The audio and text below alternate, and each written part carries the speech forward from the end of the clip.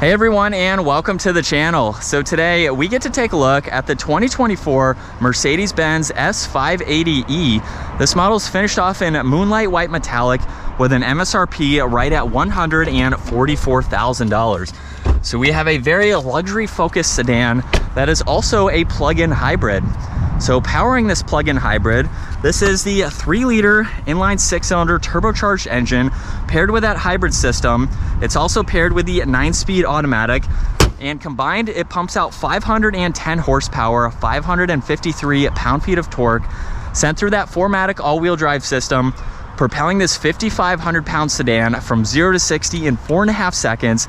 It has a top speed of 155 miles an hour. And being a plug-in hybrid, it does have a range of about 46 miles on just the EV system alone. And then combined, you're looking at right around 60 miles per gallon with the entire system. Now, as we work our way to the exterior styling, this particular model also has the AMG line package. So it provides it with the wheels as well as the front and rear bumpers, just to give it a little bit of a distinction. Now, the forward sensor is nicely incorporated into this grille, where there's the forward-facing camera. Lots of chrome for this particular model. It's even in the entire lower section there, where there's also the parking sensors. This has a set of LED headlights, DRLs, and turn signals, and then 2 Mercedes Benz badges, one down here and then the emblem on the hood, of course, and some very subtle lines that run down the hood, just giving it a very luxury focused look. Now, like I mentioned earlier, there's the AMG wheels with that double spoke design, silver Mercedes-Benz calipers to match those wheels nicely. This does have power folding side mirrors with that 2-tone design, as well as a camera and a turn signal. There's the dual pane sunroof up top, more chrome surrounding all of the windows, and very nice elegant lines that run down the side. Now, this also has the flush door handles, so when you approach the vehicle, this is of course how you can enter. When you lock it, they will become flush, side mirrors will fold in, and of course when you're driving, they will be flush as well. And then in back, this has a small trunk mounted spoiler. There's the backup camera, chrome running right through that power trunk, LED taillights of course, and then there's all the parking sensors, as well as the chrome surrounding the exhaust tips, and some gloss black for that diffuser. Now, you can use the button on the key fob or the one up underneath to open up that power trunk, where this has a good bit of storage to it. The back seats do not fold down for this S-Class. There's no storage underneath the floor either, but I'd say you still have a decent amount of space. There's also a hook here where you can place some items if you need to. And then up top, you can close the vehicle or the trunk. You can also lock it at the same time too, and it actually closes very quickly. Now, as we approach the vehicle, you can swipe your finger there to pop out that door handle. And then this interior is beautiful with all of the leather, all of the brushed aluminum accents. You get heated and ventilated rear seats with memory seating adjustments, and then all of your adjustments there. And then you also have 4 controls for all of the sunshades and the windows. So not only can you adjust the windows on both sides, but we have the power sunshades. There's also one in the rear glass, and then you have the sunshade up top that you can adjust. There's Burmester audio, and then storage in the lower section. And then you even get a set of pillows for your rear seat passengers. Now, at 5'10", this is a great place to be. I have pretty much all the legroom I want there. There's storage pockets. You also have air vents here, some auxiliaries down below, and then I have about 2 or 3 inches above my head. And you also have the armrest with some storage both in the front and in the rear. This is the cubby to gain access to the trunk there. This is a 5-seater, but your 2 passengers here are definitely going to be very, very comfortable. We have a lot of ambient lighting too.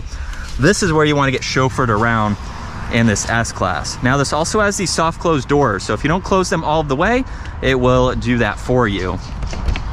And then up front, the door panel is just like the rear.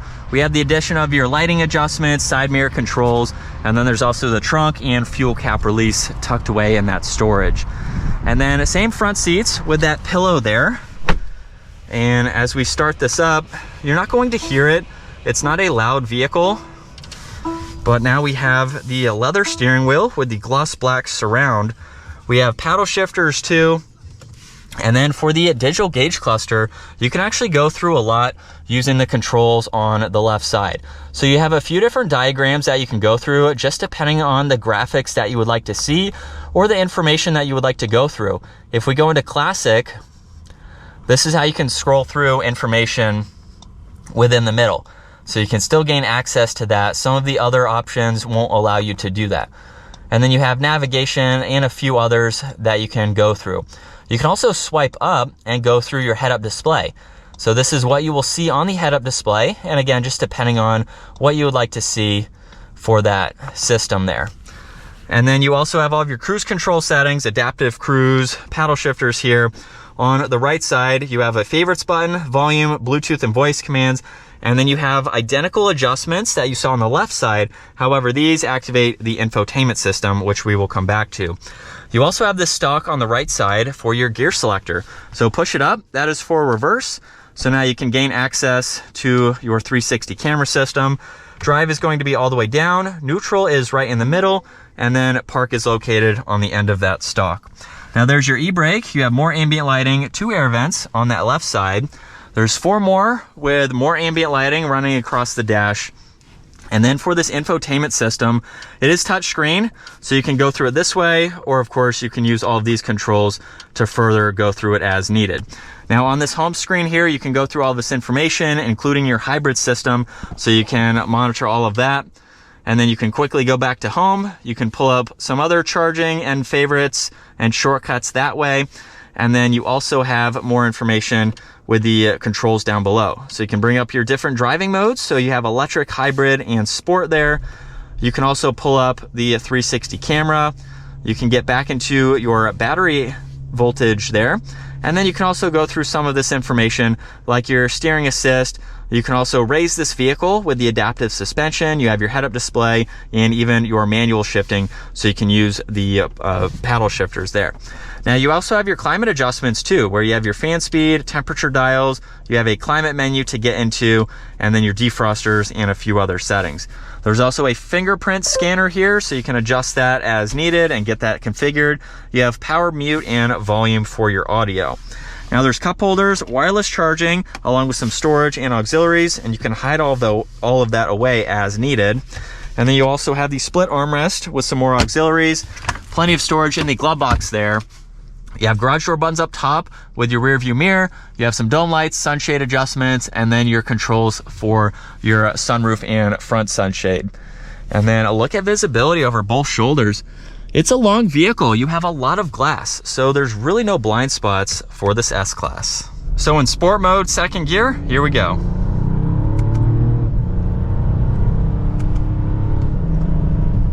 Shifts are pretty quick, and this sounds good too. You can hear that engine and exhaust slightly, which I think is great. Even for a more luxury focused vehicle like this, if you want to have a little bit of sporty fun, it's very subtle, but you can hear it, which is nice. So this is what it's like to be behind the wheel for the S580. I'm not sure if you'll be able to see the head-up display, but it's massive. From my angle, it looks like it's 1.5 feet wide or so. So you have a lot of information there that is incredibly easy to see with the terrain differences right there. It's probably the largest head-up display that I've seen in a vehicle, but this is the place to be. Steering is also very nice. This is a vehicle that you can definitely drive all the time. It's going to be incredibly comfortable. If you're buying an S-Class, you know what you're getting into with this vehicle. And obviously there are a lot of different options that you can go with depending on your preference and your budget. This model here has roughly $10,000 worth of options on it. And so there's a huge array of what you can get and can't get for the S-Class. Now, as far as turning, like I mentioned earlier, with all-wheel steering, check out how tight that turning was. Very impressive. Definitely sounds good. Let's go into the electric system now. And it's really neat. With the 42 miles or so, from personal experience with my X5 plug-in hybrid, you're not really going to use the EV system for actual driving. I've never really done that. It's mainly for parking lot situations where this starts up using the EV. So you're backing out of your garage, you're going at slow speeds in a parking lot, something like that. I mean, obviously, like right now I can put it in the full EV, but there's not enough miles on it to really want to do that, basically. So it's good for being in the background, having that hybrid assistance. Slower speed situations, you can go into EV. So if you're moving the car around, you don't have to start up the engine. So I think it's a nice assistance to have, but you're not really going to drive around in the full EV. If you're going to do that, you might as well buy a full EV where you have 200 so miles on the range. But you have that option if you'd like to, and then with that system, you also get more power than the outgoing model. So it's going to give you a lot more, which is of course great. And with one last acceleration, that is going to end it for the 2024 Mercedes Benz S580e. Once again, a huge shout out to Mercedes Benz Northlake for providing this sedan for me today. Take a look at their website. That link is down in the description. Give the video a huge thumbs up if you enjoyed it, and consider smashing that subscribe button so you don't miss out on our daily uploads. And I will see you all in the next video.